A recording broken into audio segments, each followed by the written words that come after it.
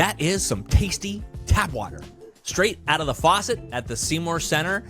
You know, where my fresh water comes from is something that I think I've always taken for granted, and it's pretty incredible the amount of thinking and work that goes into making sure that all of our homes and businesses and schools always have access to fresh and clean and safe drinking water. And so I dig into these questions today on the pod with Heidi Luckenbach. She's the City of Santa Cruz Water Director. And we dig into things like how water actually gets to you and gets to your homes and the treatment that goes into it. We talk about the state of water supply in Santa Cruz. Spoiler, we're doing pretty good. Although there are some pressures like environmental changes, population growth, and there are some incredible solutions that Heidi and her team are advancing to make sure that that water supply stays healthy in this community for a long, long time. This is a fresh water episode of Science Solutions Santa Cruz. I'm Jonathan Hicken. Enjoy.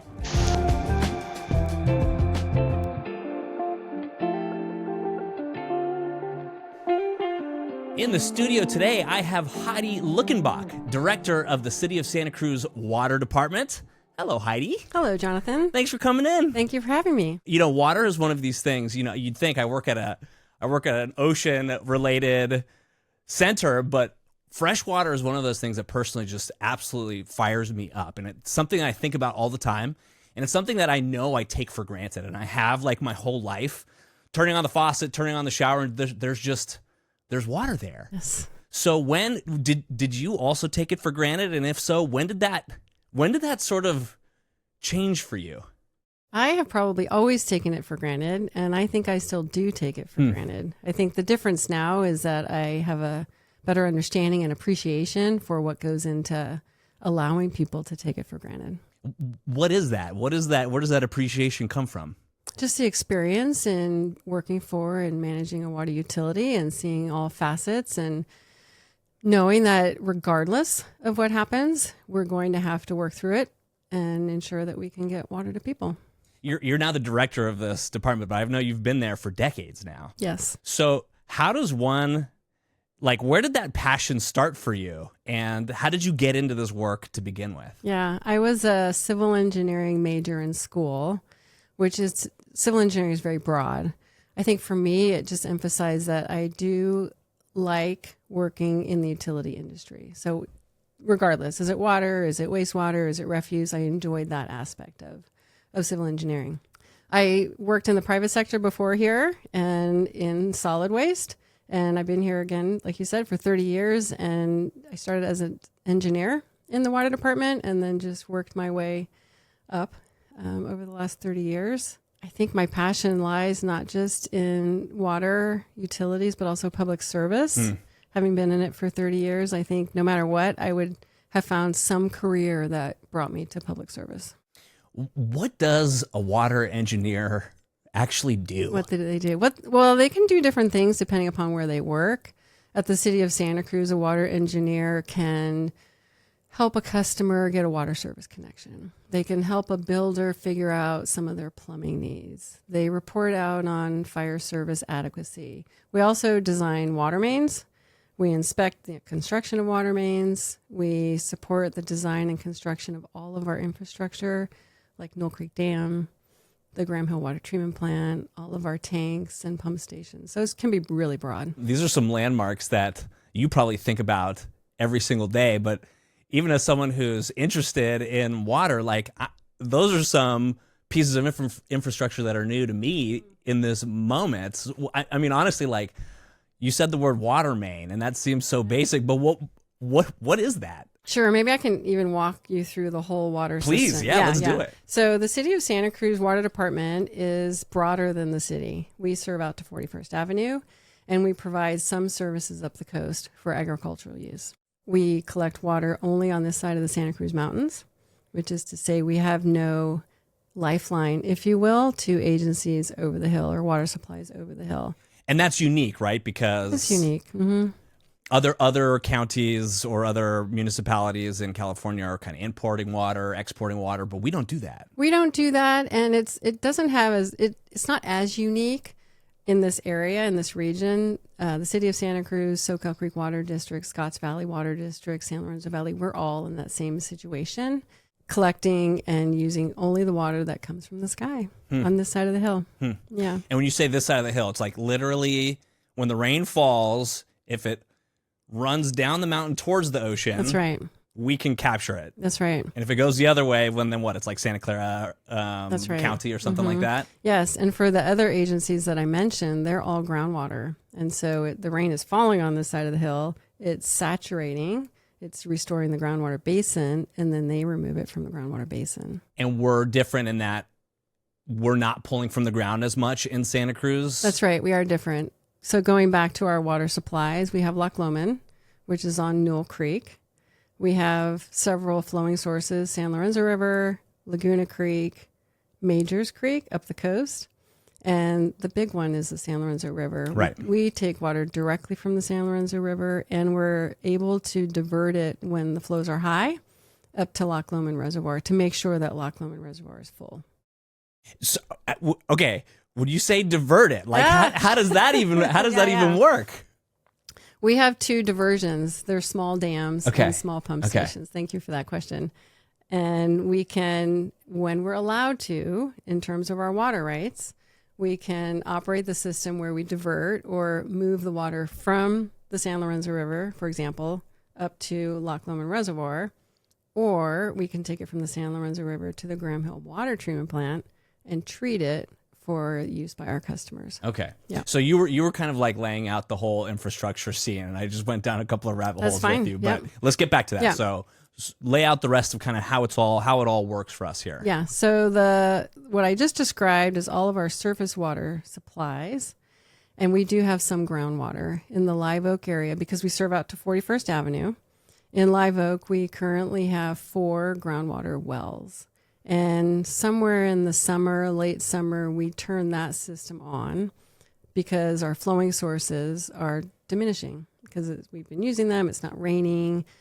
Temperatures are causing some evaporation. And so we shift from the flowing sources to Loch Lomond and the groundwater system. Okay, and you mean that on an annual basis, like through the course of a single year, it's gonna, one source is gonna sort of like the flow is gonna reduce, so you got to turn on another. Yeah. Okay, which is totally separate from like the decades-long water supply question, which I'm sure we'll get into down the line here. Okay, anything else that we need to know is just like listeners need to know about how the fundamentals, basics of how water gets to their homes. Yeah. So you mentioned the water mains. Everything I just described was our raw water. And all of our surface water, the flowing sources, goes to the Graham Hill Water Treatment Plant on Graham Hill Road, is treated and distributed to our customers through water mains. And the water main that leaves the treatment plant is 36 inches in size. Yep. Yeah. And then by the time it gets to your home, it might be a 4-inch water main. There's probably some gnarly physics going on with how water is moving through these pipes, right? What's really excellent is when the system was designed, we have some infrastructure that's from the late 1800s. Yeah. Really? Yes. We could talk about that also. Yeah. Cool. Yeah. It was developed in a way that put Graham Hill Treatment Plant on a hill. And so the majority of our system is in the gravity zone, which means we pump it up to the treatment plant, it's treated, and then it just flows by gravity to 80% of our customer base. And is that sort of a unique feature? Is that kind of like cool to you? It is cool. Okay, to me. all right, yeah.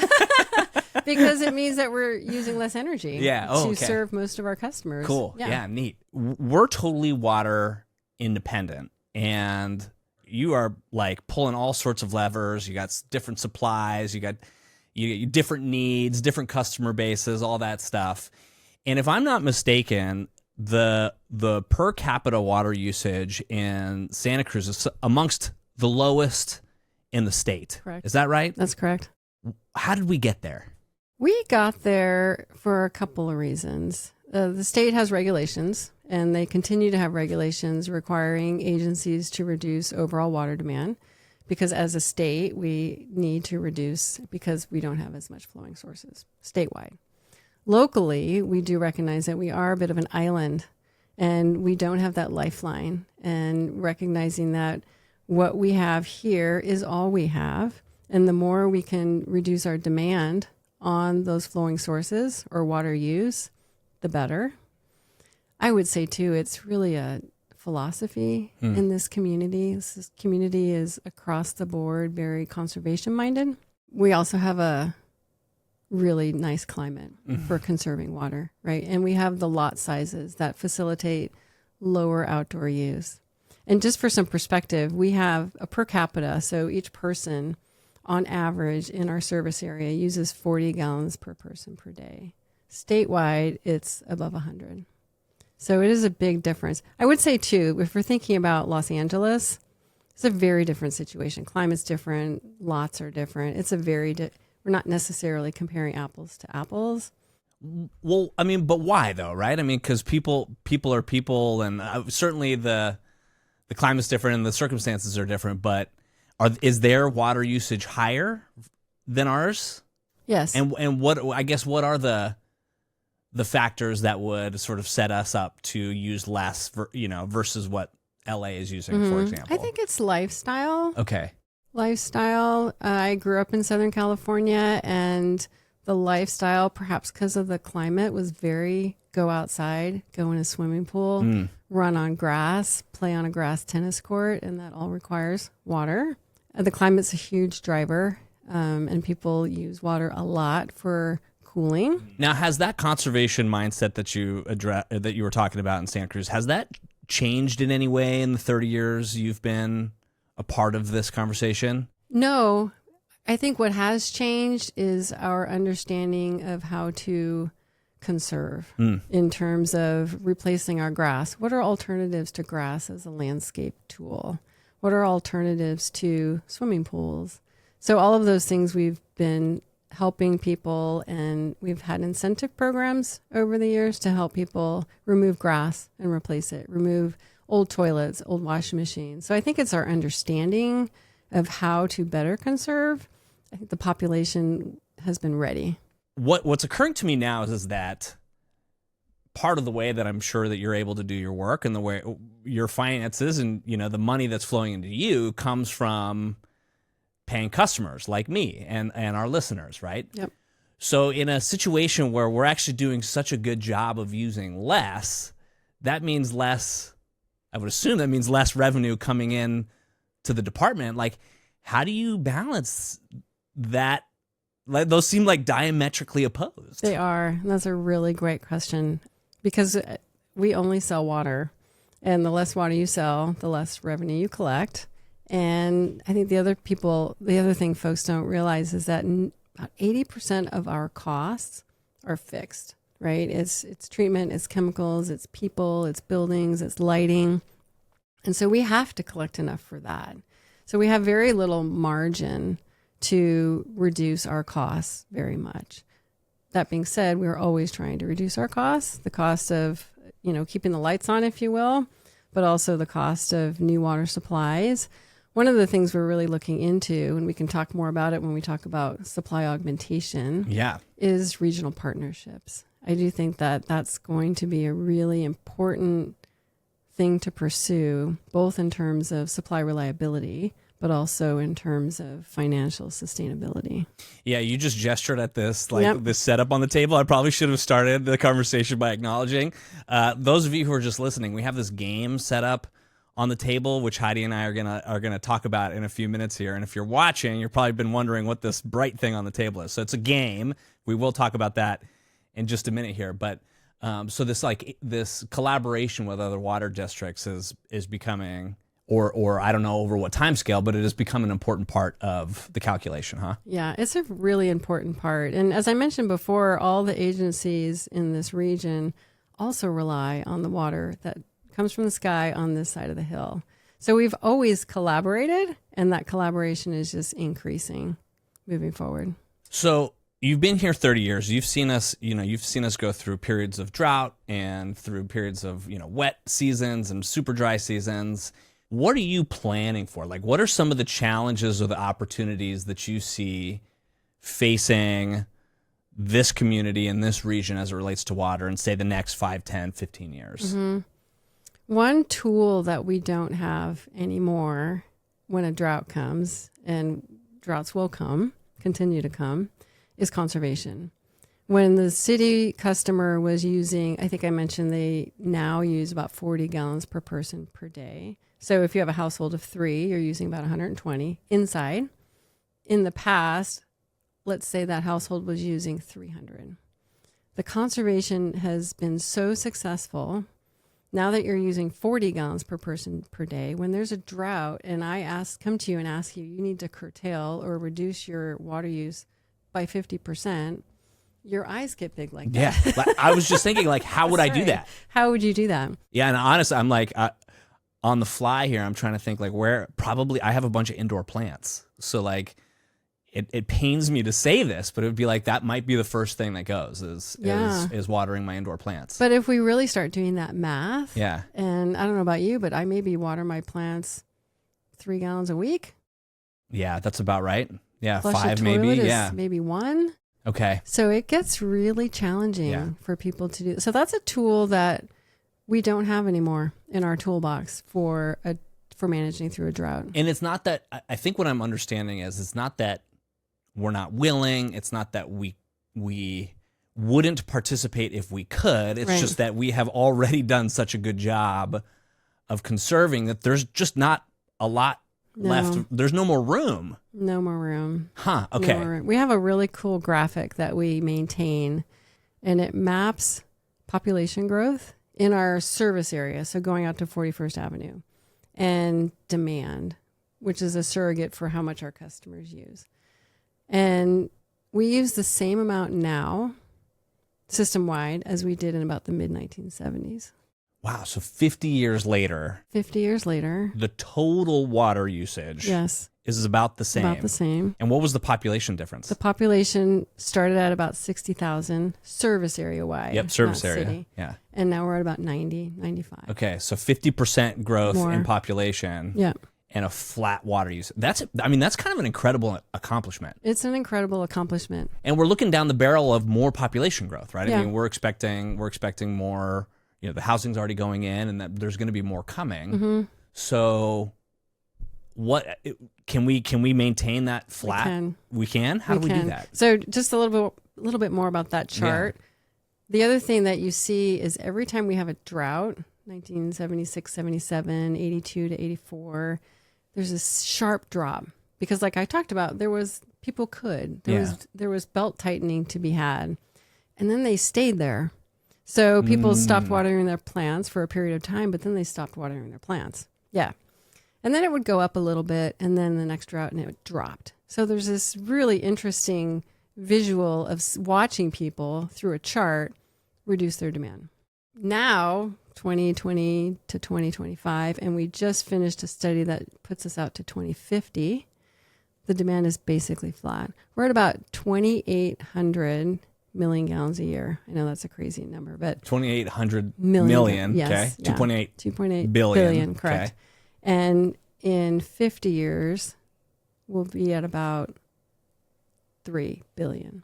Okay, and in that time, what's the forecast on population growth? Population, I think we're a little bit over 100,000, 110 maybe. So that's about 10% growth on both sides. Yeah. Okay, so it's maintaining the current level of usage. Yeah, it's really fascinating to observe, and we are including all of the current population projections that we get from the state.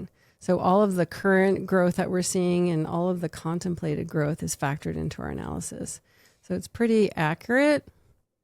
So if we think about levers as supply and then usage or conservation, and you're saying we're pretty much as far as we can go on conservation. That means that extra 200 million gallons of water that we need by 2050 needs to come from supply. Correct. Do we have that already, or do we need to go find it? Yeah. In a normal water year, we have that. Okay. It's when we have weather that is dry and critically dry. And those are just we kind of divide our water years up into 4 categories: dry, critically dry, normal, and average. No, normal and very wet. We're pretty good on water supply almost every year. because of the conservation aspect. And because even with the growth that we're seeing, that conservation ethic and plumbing code requirements are just keeping that demand down.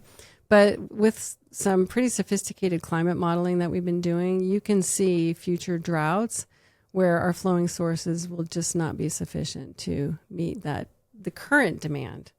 And then certainly not that additional 200 million gallons a year. So it seems like because of the decision or the value as a community to conserve for decades, it seems to me like you have this luxury, if I may say so, of thinking about the long-term solution making, which is probably a pretty cool position to be in, where you actually get to think about 2050 because you know that on a year-to-year basis we're probably going to be okay.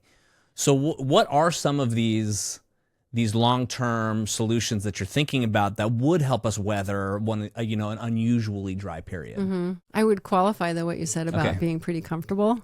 We know a drought's coming. Yeah. We don't know if it's in 5 years, 50 years, or next year. Right. And if it does come, when it comes, is it going to last a year, 2 years, 5 years? And a lot of our planning and modeling does show droughts happening in the 20-year time frame, but that we're not certain. Yeah, right. Sure. So there is a sense of urgency.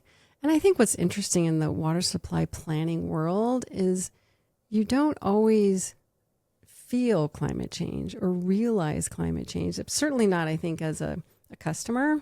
So being able to communicate that this concept that we do have enough water now, but we need to be planning and implementing to make sure that we have it forever.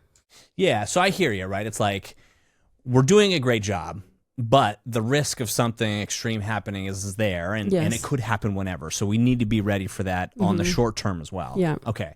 And so back to some of these solutions, right? What are some of the solutions that you're working on for both this like near-term readiness and the long-term growth? We are working on 5 or 6 different projects with both within the city of Santa Cruz and with our neighboring water agencies. The projects came out of an initiative that started maybe 10 years ago, the Water Supply Advisory Committee. And that committee was a cross-section of the population. So it included residents, scientists, some environmental NGO type group electeds. It was a 2-year process, very robust analysis defining what is the problem and what solutions are there. One of the funnest and most interesting pieces of that process was this science fair that we did.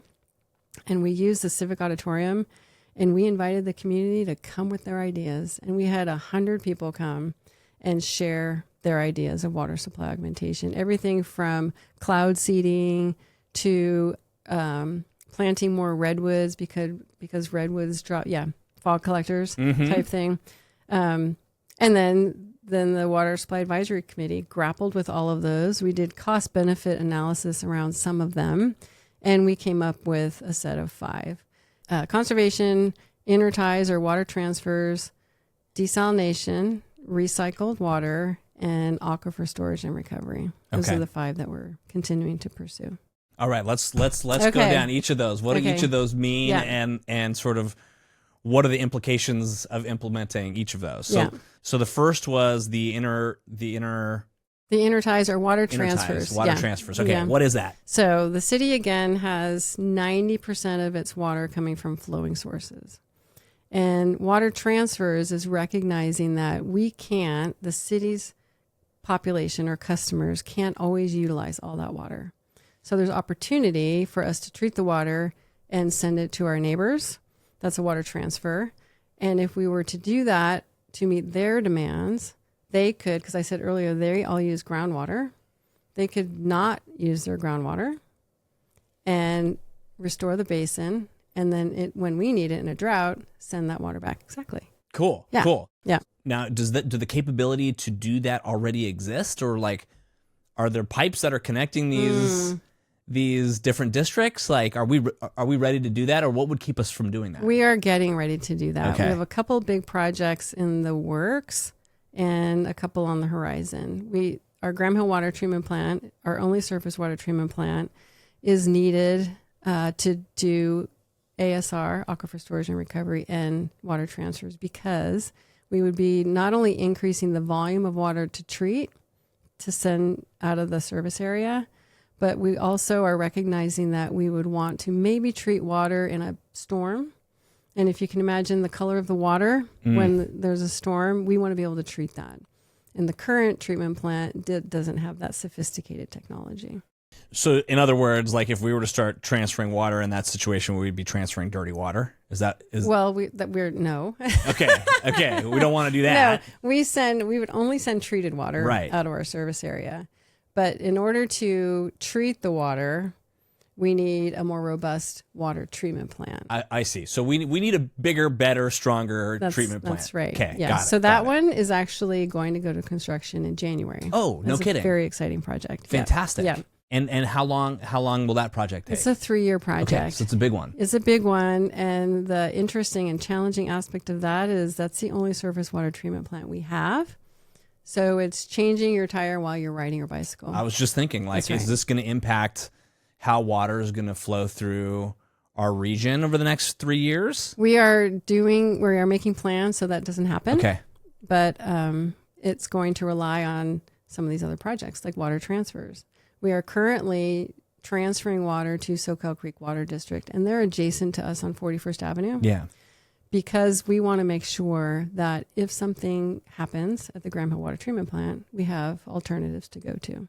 Got it. So it's just kind of like we're investing in our neighbors now in the hopes that maybe if we need it, they can help us out. Got it. That's right. So we do have an intertie, okay, which means our system is connected to their system with Soquel Creek Water District.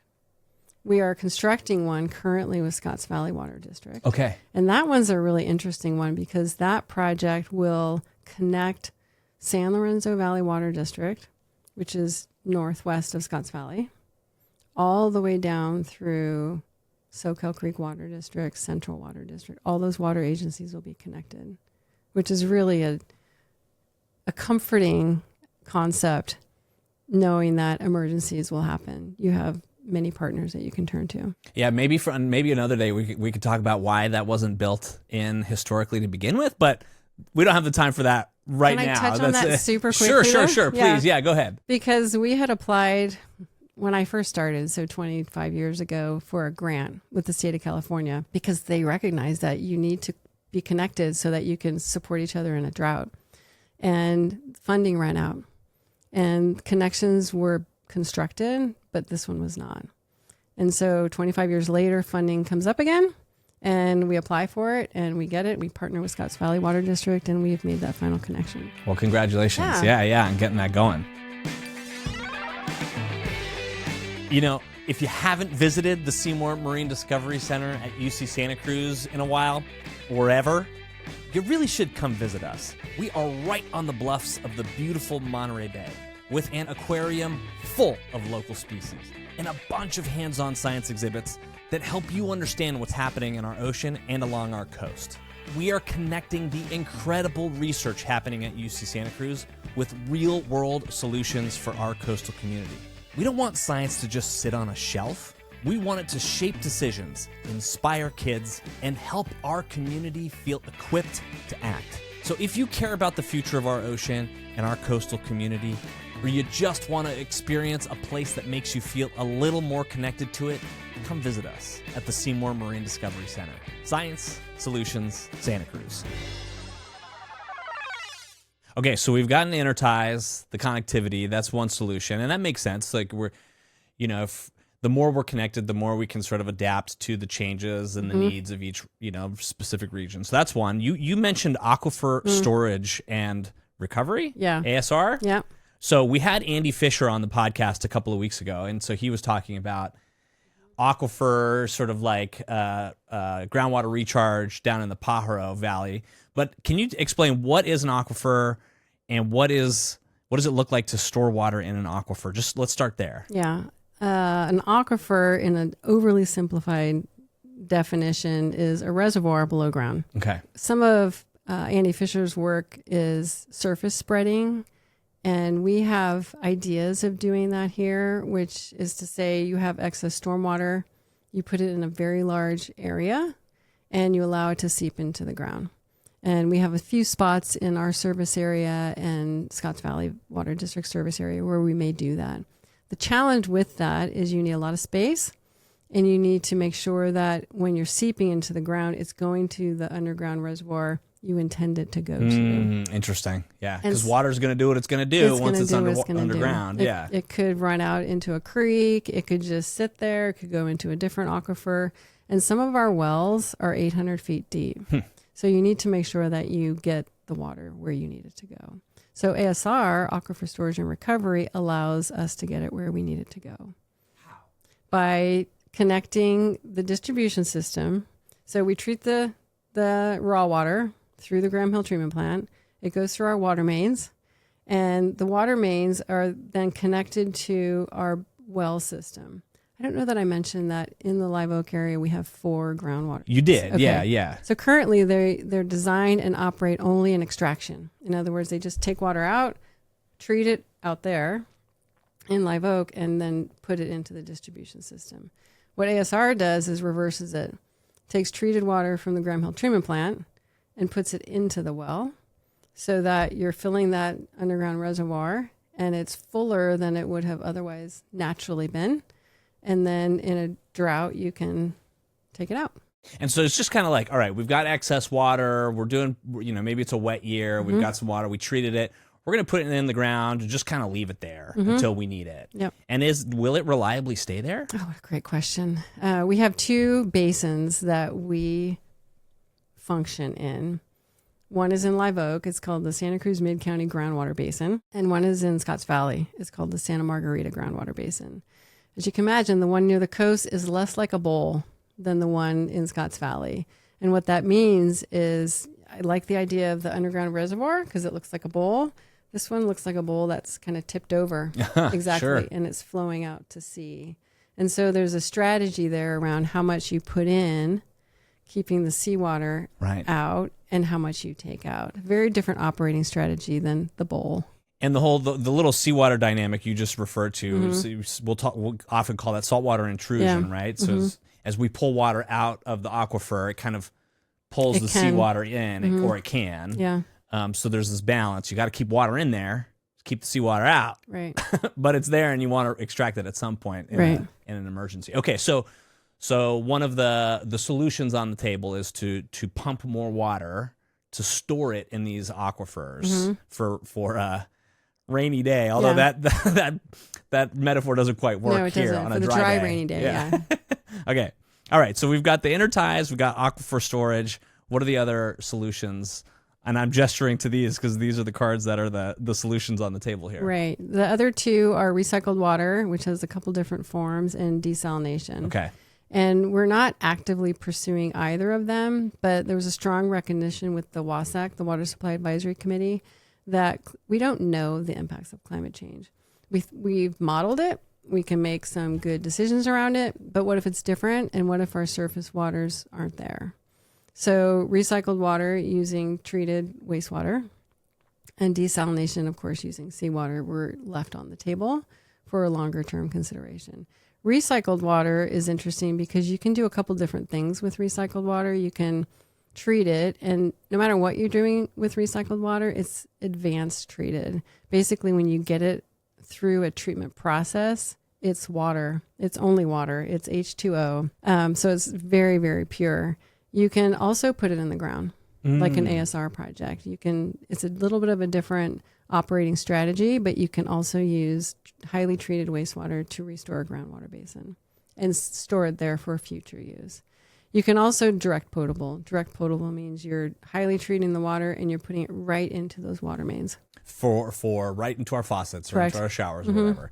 And just to be like super explicit about this, we're talking about like toilet water and treating that and turning it into that pure H2O, pure water, safe, clean water that you can either store or send back into the houses. Yep. But we're not doing that right now. We are not doing that right now. And DPR, the direct potable, the straight to tap, there's variations on that. Okay. In that you could send it up to Loch Lomond Reservoir and mix it and then bring it back and treat it again and then put it into the tap. So there's a lot of work that would need to be done, both technically but also really understanding how we would apply that here. Sure. And we're not there yet. Sure. Okay. And then there's desalination, which I know has been a hot topic of conversation in this community for a long time. Yep. So what is it, and where does that conversation sit today? Desalination in this case is seawater desalination. There's other forms of it. In this case, it would be seawater desalination.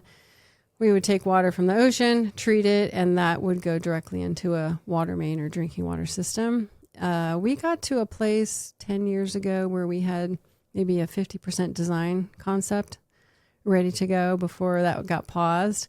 I would imagine if we were to pick that project back up, we would start at that place of a very small desalination project to serve the community. So why aren't these, the recycled water and desalination, why aren't these solutions that you're pursuing more aggressively right now? I think that my pause is it political? Is it technical? Is it, statewide policy? It's probably all of those. The benefit of the Water Supply Advisory Committee was that was on the heels of putting a pause on desal. And the benefit of that process and that timing is that demand continued to drop, which meant these other alternatives were more viable. As I mentioned, when I started, or in the 1970s, we have the same demand now that we did in the 70s. It was growing. And when I started, it was projected to be 6 billion gallons. Which is triple or double the projection that you just came up with. Right. Okay. Which is why the desal project was pursued, because that's a big demand. Right. So during that, the Water Supply Advisory Committee, it was a 2-year process. Demand is dropping. We have the science fair. We get everything on the table. We do cost benefit. And these projects, the interties, water transfers, and ASR, proved to be really potentially much more successful. And is that, I'm imagining it's kind of like, okay, those are really big, probably very expensive, in maybe even the case of desal, like still sort of like maybe unproven solutions that if do we really want to spend the time and money on something that maybe we don't really need right now? Whereas these other solutions, the first two we talked about, are like, okay, we know we can do them, we can get the budget to do them, and it is going to meet our needs. Is that kind of the sort of the calculation that you're doing, or is there something else that I'm missing? No, that's a big part of it, the cost benefit analysis. I would want to say, though, that these other alternatives, while they seem inexpensive and easy to run, they're expensive projects. Okay. Our budget right now is showing that to close the gap, our water supply gap during those droughts, with water transfers and ASR projects, we're at like $200 million. Yeah. So, a desal project, probably more like $400 million. But I want to make sure that we're not thinking that these are nearly free. On the operating side, projects are getting very expensive because we are having to treat more impaired water.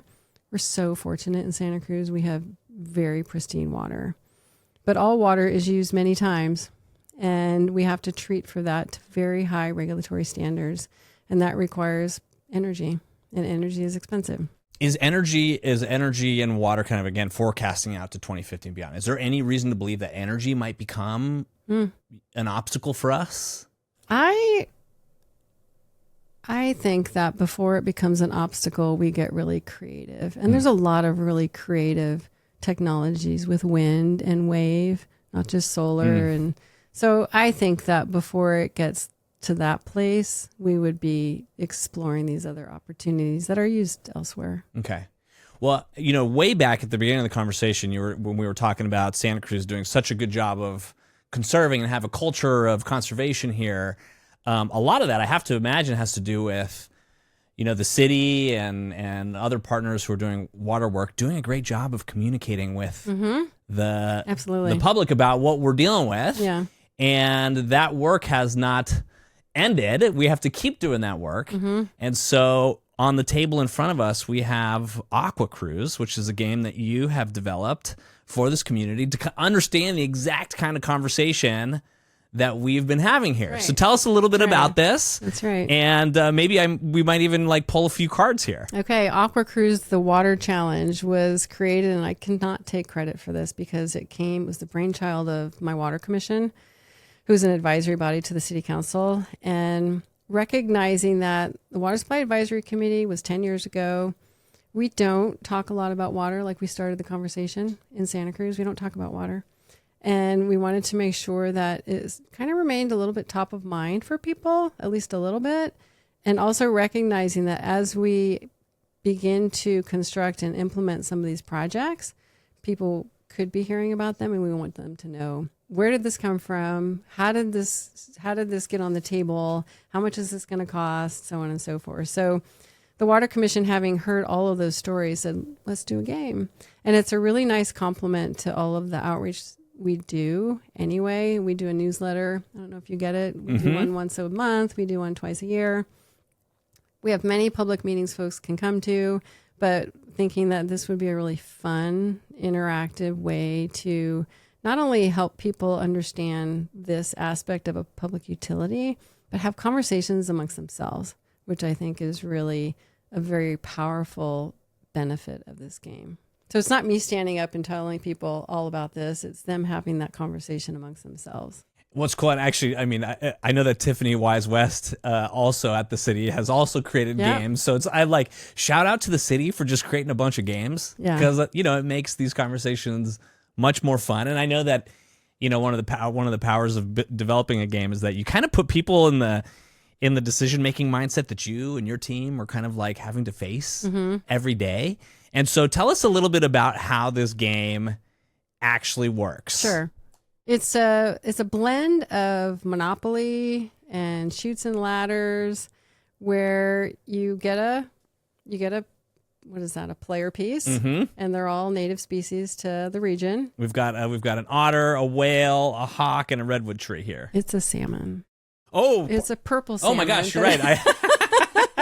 That makes more sense for water. You're fooled by the color, though. Yeah, the colors were intentionally a little bit different than the actual species. So 4 people can play, and you roll the dice, and you can land on a number of different squares. The blue squares is a water project, and then you have a money event, which could be a good or a bad thing, and then you have a weather event, which could also be a good or a bad thing. And the goal of the game is to capture enough water, still have enough money, and have enough water projects to successfully run a water agency. Which is like precisely what your job is. That's right? right. Yeah. So here I'm gonna pull a money event card here. I'm just gonna read it out, and let's have a little conversation about it. So this is a money event card, and it says there was a negative effect, and that the increased project cost is small, and your projects are slightly over budget. So you lose $1 per project build in this particular scenario for the game. I imagine this is something that happens to you all the time. Can you think of an example where you did have a project maybe go over budget, and how do you deal with that when people are relying on water getting to their faucets? Yeah, I would say every project experiences that. At least in the last 5 years, something strange happened after COVID, and I think it's impacted everybody. The cost variability of everything is variable, and we used to be able to pretty strongly predict inflation, but now it's going up and down. So we have shifted towards adding additional contingencies and flexibility in the projects, because we know that's going to happen. And most recently is the intertie that we constructed with Scotts Valley Water District. We got a wonderful grant from the state of California for that, and the project went over budget, largely because of materials. It's very hard to get materials. Either the pipeline, there's a pump station associated with that project, and down to the little components that make up a pump station that either come locally in the nation or from overseas. Very challenging to get, and very challenging to get in a timely manner. So finances and the dollars and cents of it all, that's a variable that's particularly these days is constantly changing. And as we were talking about a little earlier, the climate itself is maybe less predictable than it used to be. Yep. So let's pull a little water card here. Thank you. Okay, and this says another negative effect. This is summer in January, question mark. Yep. Unusually hot weather in January puts our region in a heat wave that results in higher water usage. So we're going to lose 2 water units there for this game. So is that something that you've had to deal with more explicitly over the last, say, decade? Definitely. Yeah? Yeah. As I mentioned, the water system was built, it's an old system, and it was built over a weather pattern that we don't see anymore. It used to always rain in January. So to have a dry January, what that means to us is that we're earlier taking water from the lake, Loch Lomond, or we're earlier taking water out of the groundwater system if we have to, because we're not used to that peak. And we're also, if we're experiencing drier weather, we're going to have more evaporation in, say, the lake or even in the streams. And that has an impact to long-term, how long through the season we can pull water from those streams.